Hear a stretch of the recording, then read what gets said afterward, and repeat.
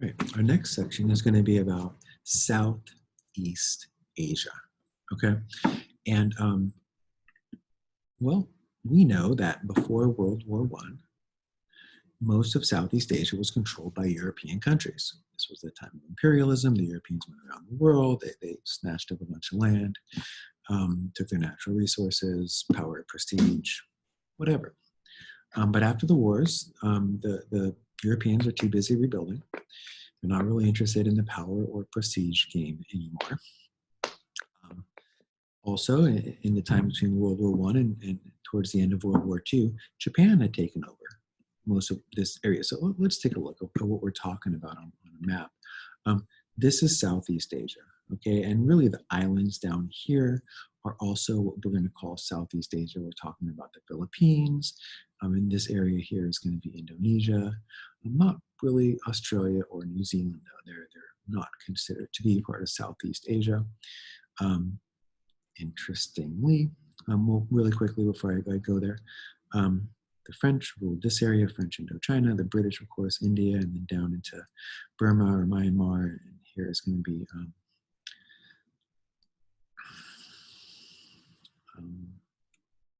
Malaysia. The Brit, and then you see that, which countries had influence in China. Up here, we see the Japanese were already taking over land by 1914. But let's look here at this map, because this is going to show the Japanese controlled area during the war. And you see, and we'll get to look at some of the islands, that Indonesia was controlled by the Japanese, Malaysia, Southeast Asia, and really the Philippines, and all of these islands here as well in the Pacific. Now, I was going to mention that, interestingly, we nowadays, modern historians or geography people, I don't know what the right word is, sometimes say, the way continents named are wrong. Okay, let's first off start at the beginning. Asia and Europe are one continent. Come on, they're not separated. There's no, because of the Ural Mountains. Mountains don't separate continents. That's silly. Okay, continental plates, we figure all this stuff out over the years. We're going to call that Eurasia. Okay, and down here, these islands, Australia, New Zealand is down there, New Guinea, is a big island, by the way, folks. You very rarely hear about the Philippines, Indonesia. These are their own continent because they're on their own continental plate. We're going to call them Oceania. I've heard people say that. It's not me, okay? It's not a marina thing. So maybe one day, right, we'll reclassify it. I'm not sure. But Japan ruled all of this area during World War II. And then following the war, the question is, just as we've been asking over and over again, what happens to these lands? Who rules these lands? Okay, and we talked about what happened in Vietnam. Okay, but what about the rest of the countries? Well, one of the things we were going to first look at, and we should, well, let's just get right on into it. Indonesia are these islands here that the Dutch had ruled for centuries. The Dutch had their moment of glory in the 1600s, and then it faded, but they never let go of the Dutch East Indies, the Spice Islands, modern-day Indonesia. And they didn't want to give it up after World War II. Eventually, though, the U.S. Convinced them that if you don't, it's going to probably turn communist, so just let it go, Dutch. I know it's been seriously 300 years that you've ruled this land. Let it go.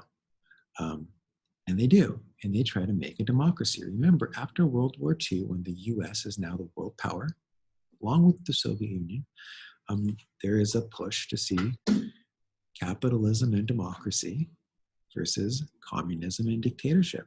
The US said, let's make this a capitalist democracy. Dutch people. And they agree, they try and make it democratic, but in the 1950s, one of the leaders tries to take over, and rule with like socialist leanings, not intense communism, but he was kind of a socialist. The military came in and took over, and now the military, whenever the military takes over, then you're not a democracy anymore. So democracy fails in Indonesia. Today, Indonesia is one of the poorer countries in the world. It's interesting, and I'm going to get to this in a second, but when I was a kid growing up in the 90s, okay, I was 15 to 25, and this is when the shift happened, and all of a sudden you started seeing on all of this stuff that you bought made in China, because it was cheaper to make things in China. Now, China is kind of expensive, right? China has rose. They're the second largest economy. They're becoming more powerful and richer, especially in the cities. So now you don't really see made in China on a lot of kind of like smaller, less expensive items. You see made in Indonesia. You see made in Vietnam, another Southeast Asian country that went communist and now is so poor that the companies that used to make things in China, and it's too expensive now to make things in China, are making them in Vietnam, in Indonesia. Okay, so Myanmar or Burma is, again, let's take a look here at this map. Myanmar, Burma is going to be this land right here. Okay, very close to India, Bangladesh. It comes down. It kind of hangs down there right next to Malaysia, and the military took complete control in the 1960s. There were groups that tried to make Myanmar or Burma, which used to be an English colony. All these colonies, right? They're just getting hurt.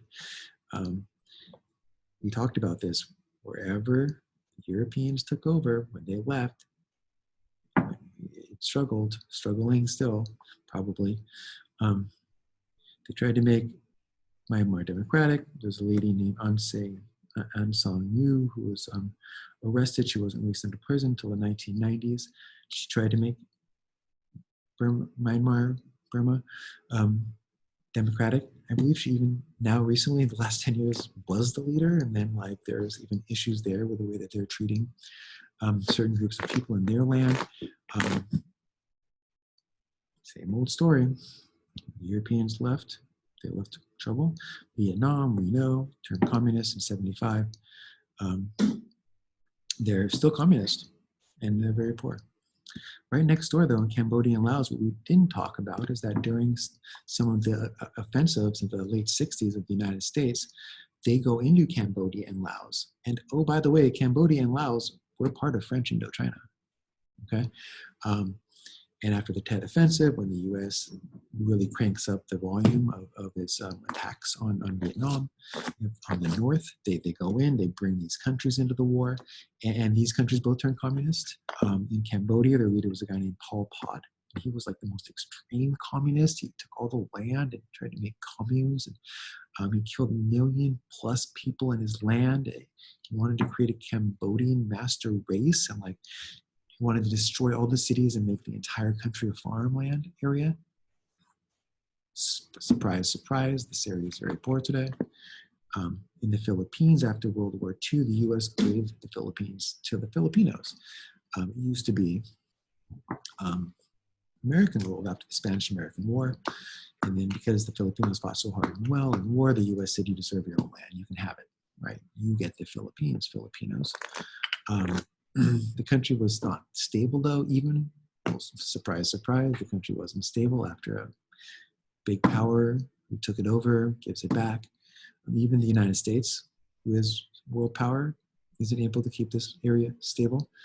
They have a president named Marcos who declares martial law, has to kill a bunch of people to try and keep it stable. He's turned into a villain.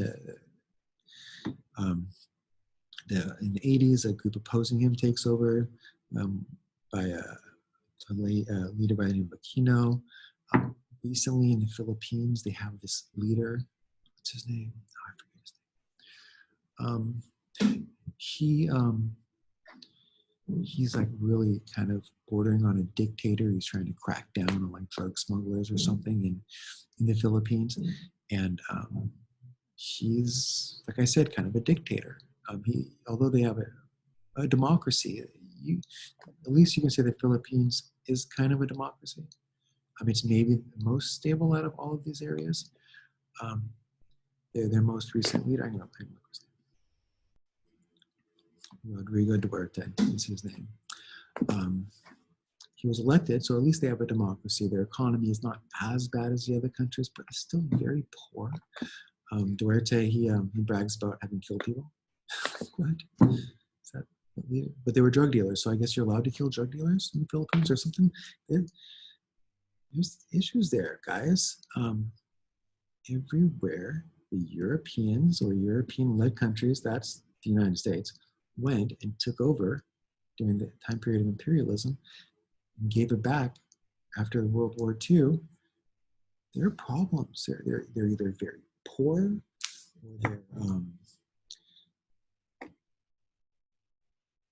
kind of a democracy, or maybe the military runs the show, or they just turn communist. And you know, like Cambodia tried to destroy all the cities and just turn it into like a farmland with like communes and government.